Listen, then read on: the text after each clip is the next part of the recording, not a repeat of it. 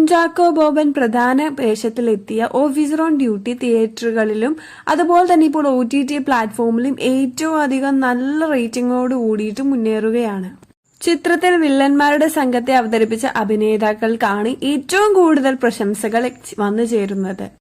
Medical വിദ്യാർത്ഥിനിയും അതുപോലെ തന്നെ മയക്കുമരുന്നിന് വളരെയധികം അടിമയുമായ അന്ന എന്ന കഥാപാത്രത്തെ അവതരിപ്പിച്ച ഐശ്വര്യ രാജിന്റെ കഥാപാത്രം ഏറെ ശ്രദ്ധ നേടിയിരുന്നു. വളരെ ആകർഷകരമായ തുളച്ചു കയറുന്ന കണ്ണുകളും ചുരുണ്ട മുടിയും ഭയപ്പെടുത്തുന്ന ശരീരഭാഷയും പ്രേക്ഷകരെ വളരെയധികം ആകർഷിച്ചു.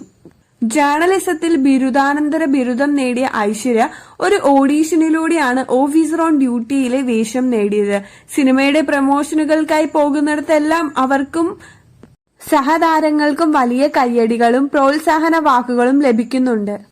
ഐശ്വര്യ സ്കൂൾ കോളേജ് നാടകങ്ങളിൽ അഭിനയിച്ചിരുന്നു. ജില്ലാതലത്തിൽ മികച്ച നടിക്കുള്ള അവാർഡും ലഭിച്ചിട്ടുണ്ട്. ജേർണലിസം കോഴ്സ് പഠിക്കുമ്പോൾ തന്നെ ഷോർട്ട് ഫിലിമുകളിലും അഭിനയിച്ചിട്ടുണ്ട്.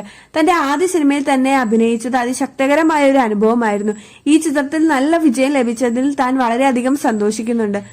ഇതുപോലുള്ള നല്ല ചിത്രത്തിൽ നല്ല കഥാപാത്രങ്ങൾ ലഭിച്ചാൽ തീർച്ചയായും താൻ അത് ചെയ്യുമെന്നും ഐശ്വര്യ രാജു പറയുന്നുണ്ട്.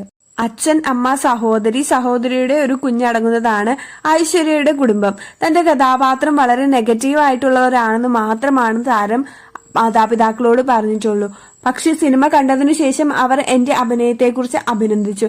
എന്റെ ബന്ധുക്കളും അയൽക്കാരും ഉൾപ്പെടെ എല്ലാവരും വളരെയധികം സന്തോഷിച്ചു. അവർ പോസിറ്റീവ് ഫീഡ്ബാക്ക് പങ്കുവച്ചപ്പോൾ എനിക്ക് വളരെയധികം സന്തോഷം തോന്നി. ഇപ്പോൾ പഴയ സുഹൃത്തുക്കൾ എന്നെ ഇൻസ്റ്റഗ്രാം വഴിയൊക്കെ ബന്ധപ്പെടാൻ ശ്രമിക്കുന്നുണ്ട്.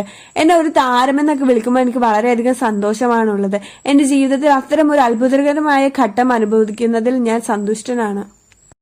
നടി പ്രിയാമണി ഞങ്ങളുടെ പ്രകടനത്തെ പ്രശംസിച്ചു. അത് എനിക്ക് ഒരുപാട് നല്ല നിമിഷമായിരുന്നു എന്നും ഐശ്വര്യ പറയുന്നുണ്ട്. രേഖാചിത്രം എന്ന ചിത്രത്തിന്റെ സംവിധായകനും മമിത ബൈജും ജോഫിൻ സാറും എനിക്ക് സന്ദേശങ്ങൾ അയച്ചു. ഞങ്ങൾ എല്ലാവരും ഈ അവിശ്വസനീയമായ യാത്ര ആസ്വദിക്കുകയാണെന്ന് ഐശ്വര്യ രാജ് പങ്കുവച്ചു.